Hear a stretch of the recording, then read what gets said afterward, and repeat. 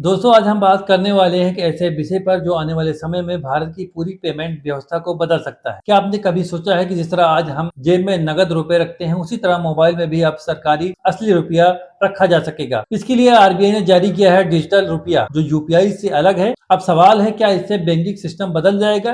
क्या भविष्य में कैश खत्म हो जाएगा? ये सबसे बड़ा सवाल है। क्या आम आदमी को इससे फायदा होगा या सिर्फ एक टेक्निकल प्रयोग है? सबसे पहले हम समझते हैं कि आखिर डिजिटल रुपया क्या है। डिजिटल रुपया, जिसे ई रुपया भी कहा जाता है, इसे भारत का केंद्रीय bank reserve bank of India जारी करता है। आसान भाषा में समझे तो जैसे आपके पास 100 रुपए का एक नोट होता है, वैसे ही डिजिटल रुपया उसी 100 रुपए का इलेक्ट्रॉनिक रूप है। यानी इसकी वैल्यू बिल्कुल वही है जो फिलहाल आपके नोट की होती है या फिर आपके जेब में पड़े पैसों की होती है। इस पर आरबीआई की पूरी गारंटी होती है। जब पहले से यूपीआई मौजूद है तो फिर डिजिटल रुपये की जरूरत क्यों पड़ी? इसके पीछे कई बड़े कारण हैं। पहला कारण है डिजिटल इकोनॉमी को मजबूत करना। भारत तेजी से कैशलेस इकोनॉमी की तरफ बढ़ रहा है।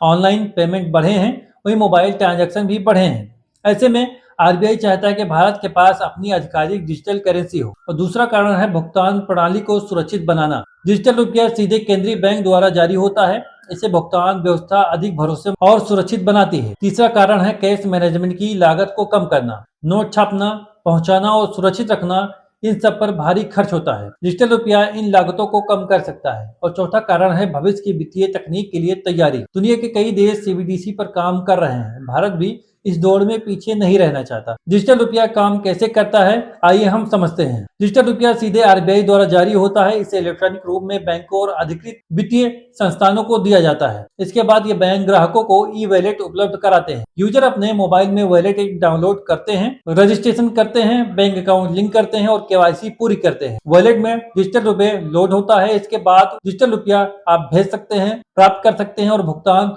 कर सकते हैं, बिल्कुल वैसे ही जैसे आप नगद नोट का इस्तेमाल करते हैं। डिजिटल रुपया अगर आप इसका उपयोग करना चाहते हैं तो प्रक्रिया बेहद आसान है। सबसे पहले अपने बैंक का सीबीडीसी वॉलेट ऐप डाउनलोड करना होगा। दूसरा स्टेप है मोबाइल नंबर से रजिस्ट्रेशन करना और तीसरा स्टेप है बैंक अकाउंट लिंक करना। चौथे स्टेप में हम बात करेंगे वॉलेट में राशि जोड़ना और पांचवें स्टेप में क्यूआर कोड स्कैन करके भुगतान कर सकते हैं। अब सबसे बड़ा सवाल है, इस वॉलेट को इस्तेमाल करने के लिए क्या आपके पास सेविंग अकाउंट होना जरूरी है? ये एक बहुत बड़ा सवाल है। जवाब है फिलहाल हाँ। अभी ई वॉलेट खोलने के लिए सेविंग अकाउंट जरूरी, क्योंकि वॉलेट सेटअप खाते में जुड़ा होता है। इससे केवाईसी प्रक्रिया आसान हो जाती है। पहले हम समझते हैं कि यूपीआई क्या है। यूपीआई एक पेमेंट सिस्टम है, या खुद पैसा नहीं है, यह सिर्फ बैंक खातों के बीच में ट्रांसफर करने का माध्यम है। एक सवाल और भी है, क्या डिजिटल रुपया क्रिप्टो करेंसी जैसा है?